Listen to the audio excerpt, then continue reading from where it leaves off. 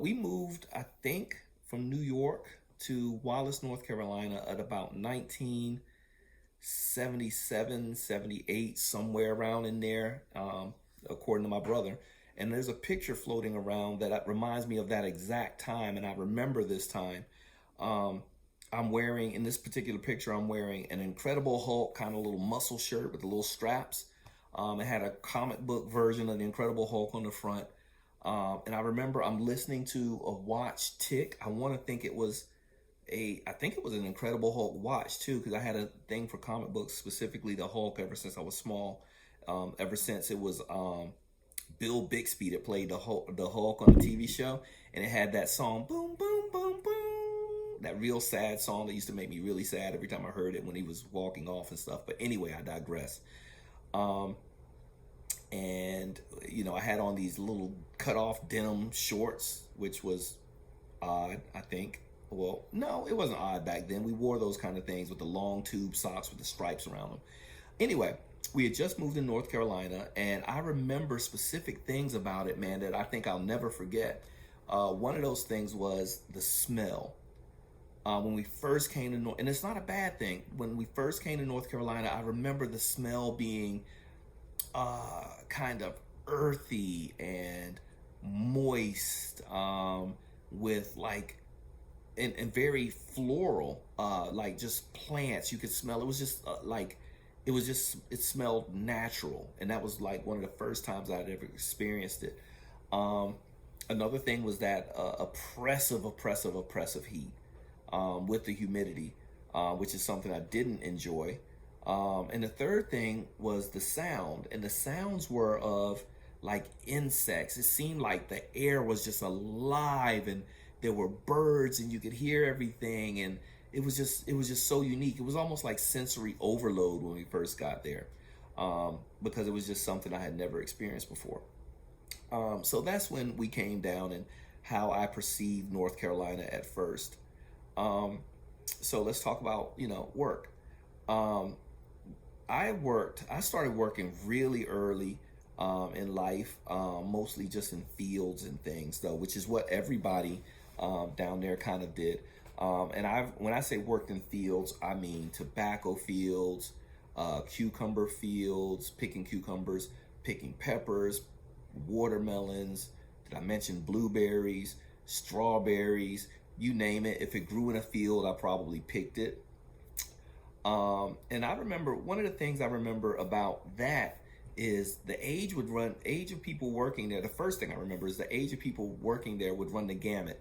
It would have young people like me, just trying to make money for some school clothes, maybe during the summers, or or money to go out to the skating rink, which we did on Sunday nights there as entertainment. Um, all the way up to like really old, older people. And I remember thinking, even as a 12, 11, 12, 13 year old, that it wasn't right for them to be out there in that field working at that age. I didn't understand why I didn't like it, but I knew I just didn't like it, and I didn't think it was right for them to be out there. Um, and another thing I noticed while working there was that most of the people that really worked in the field were black folk. Um, and like we would be the ones running everything or doing all the physical labor, but the ones that were actually running the equipment and doing that kind of stuff were always like white people. They would be either the ones that own the farm or or what have you, but they would never be the ones doing like the hard physical labor. And sometimes they would even bring their kids in, and it was almost like a bring your kids to work day kind of thing. They didn't really work like the rest of us were, which I found a little perplexing. But I learned that that is what it is. Um, Another thing about work. My mother used to clean houses for this lady. We'll call her Miss Z. I don't want to say her whole name, just in case any of her, great grands or whatever are listening. Um, and I actually wrote a poem when I grew up about my experience with that. And because my mother would take me to when she would clean the house sometimes if she didn't have a babysitter. Um, and she would give me the rundown, when we got there. You can't eat anything out of the refrigerator. You can't, if they ask you if you want something, say no. You don't touch anything. You don't play. You stay in this little area right here, which I instantly kind of put me on like a thing of, oh, I'm not, believe it or not, even at 12, 13, or whatever age I was at the time. I don't think I was 13. It was younger than that. But even at that time, I understood like separation. And so for me, it was a very odd thing, to not be allowed to do something there, specifically because I was there. So I knew there was something beyond that. But one of the biggest lessons I got from that was, so my mother would call her Miss Z, and she would call my mother Josephine, which for me kind of introduced a pecking order that I didn't like. I didn't understand why my mother was, that I had to respect, would have to show respect to someone that was obviously much younger than her, but was not required to get that respect back from that same person. So I thought that was different. Another so but the bigger aspect of the poem that I wrote, How I Grew to Hate Miss Z, and granted, I didn't hate her. I hated the circumstances which were presented around her, as it pertains to me and living my life and my mother living her life. Those rules that she gave us.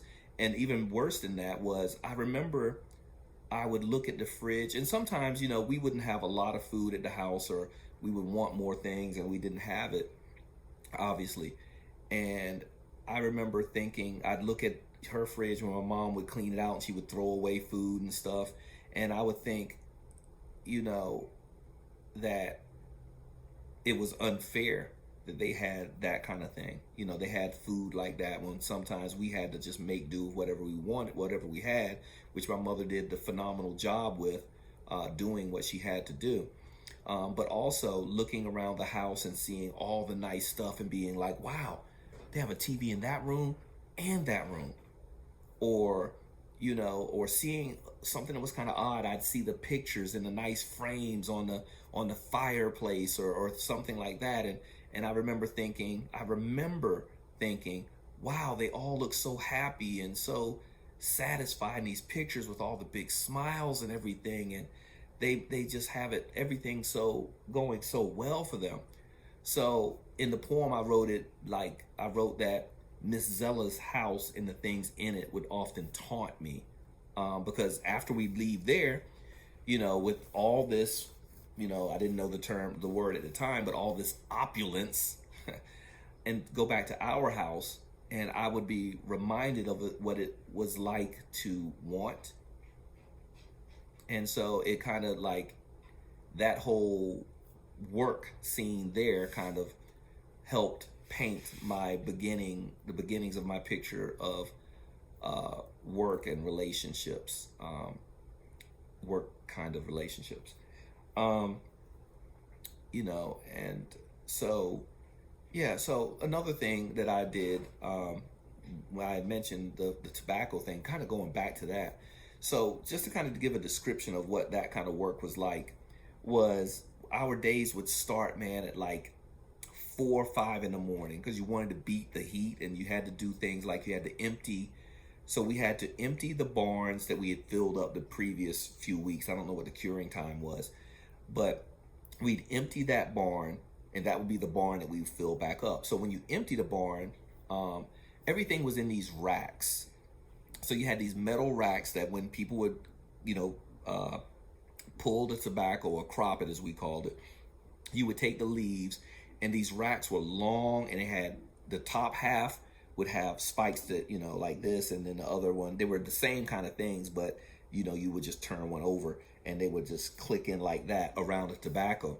And they had little slots on each end that you would take, and you would put them up in the racks in the barn and slide it to the back. That's how it got in it. So a few weeks later, a week later, I don't know how long, again, we would pull that out and we would have a sheet on the ground, like a burlap sheet, a real big sheet.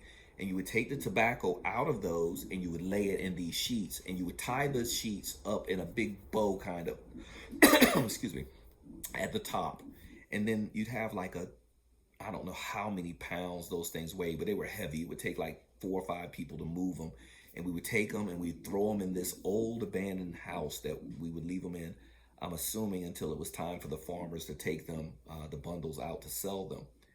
So we would do that, and it was a nasty, disgusting, dirty job.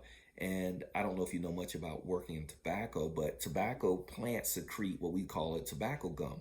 It was this really sticky stuff that would get on you, and it would coat your skin, and the dirt would stick to it, and it would even make your hair on your arm get real dirty. And little known secret outside of those circles is if you work in tobacco and you don't wear long sleeve shirts, that tobacco gum can make you really sick. I mean, really sick.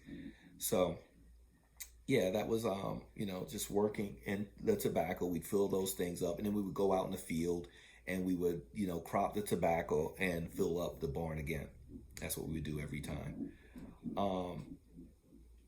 So that's how, that process worked. It would be, you work from, like I said, 4 or 5 in the morning till like 4 or 5 in the afternoon, in the evening sometimes. Sometimes a little earlier if you had a smaller barn that you were having to fill, but it was just really hot, back-breaking, dirty work.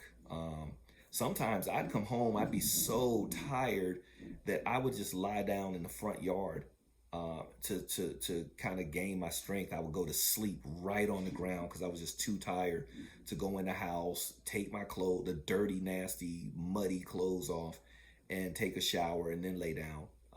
Plus, I knew my mama wouldn't let me in the house, and into the rooms like that. So that was, that job. Between those and at different times in my life, I worked at a nursery. I've worked at McDonald's, like I mentioned, various farms. I did all kinds of stuff, but the most interesting job I had was working at a butterball plant. We used to call it, the turkey plant. It's a turkey processing plant. And my job, man, it was funny. At the time, people were kind of jealous of the fact that I had a job, this particular job there, but I worked in what was called the gravy room. And it's just what you would think. It's where the gravy got processed, and it would come down this conveyor belt, and it would be in these packets, the same packets you get in the turkeys when they come with gravy. My job was, believe it or not, sitting there, grabbing each gravy packet, and squeezing it to make sure it didn't leak. And the way I would find out that it, didn't pass the test, the packets would explode all on me, and I'd have gravy all on my smock or whatever, which, sucked.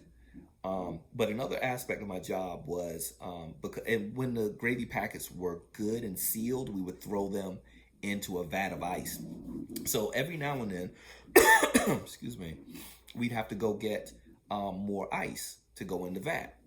So we would go into this other room where the ice is, and if you could guess what gravy room, what the gravy room was, you can also guess the name of the room where the ice was. The ice room. So it was this huge room just filled with ice, and it had an auger that went through the middle of the floor that would pull the ice out, and it would go up this chute and drop down into a container. But every now and then, because of the way it was working, the ice would come in from the top of the room, the auger would pull it out through the bottom. Sometimes it would create an ice cave. So in our infinite wisdom, someone decided that it would be wise when that would happen for someone to go into the room and chip away at the ice above their heads with an ice pick. I guess we weren't dealing with rocket scientists here. So one time I had to do that, and I'm chipping away at the ice, and a big block of ice drops down and plops me in the head. And of course, I get knocked a little loopy, and I have to go to the doctor, and they give me the rest of the day off and tell me to come back the next day. So the next day comes, and me being who I am and liking to dress up and look nice and all that stuff, I think, because they gave me light duty, that I'm going to be in an office answering phones and stuff. So I got to look nice. So I wear my black shirt. It was a black, shiny, like rayon kind of shirt with a paisley print. Looked really, really super cool. I had on some nice jeans, and I had on these patent leather shoes. I'll never forget this outfit because this whole thing was so traumatic for me. But these black dress shoes had a metal tips, shiny metal tips on the toes, and it was like just like it was a trend at the time that I'm glad is no longer with us. But anyway, so I get to work thinking I'm gonna go into one of the offices. So I go and check in. They were like, "Oh, we need you out at the I don't remember what the part was called, but it's where the turkeys come in trucks." So let me give you a description. So you have these big 18 wheelers, and in these 18 wheelers, the trailer of it has several cages, and in each cage would be at least one turkey. And so it would pull into like this carport where there would be people standing on the sides, and the jobs of those people were to reach in these cages, grab the turkeys, pull them out, and hang them by their feet in these stirrups that would take them through the whole processing plant. But let me tell you this, sometimes the feet didn't make it out with the rest of the turkey. So the job that they had given to me was to sit there right next to these people pulling these turkeys out of the trucks and putting them in stirrups. I'm sitting right there kind of behind to the side of them as they were doing their job. Let me tell you this. Turkeys do not come out of these cages peacefully, and they come out flapping, they come out fighting, and I guess when they're in these cages for so long, they, kind of relieve themselves. So you have turkey poop flying, you have turkey pee flying, you have turkey feathers flying. And here I am sitting in my nightclub finest with turkey poop and feces running down my face, running down my clothes. Yeah. And so after a day or two of that, I decided to join the Air Force. That's how I went to the Air Force. Glad I could share that story with you. I hope it gives a little insight into kind of the work that we had to do in a small town called Wallace. Thank you.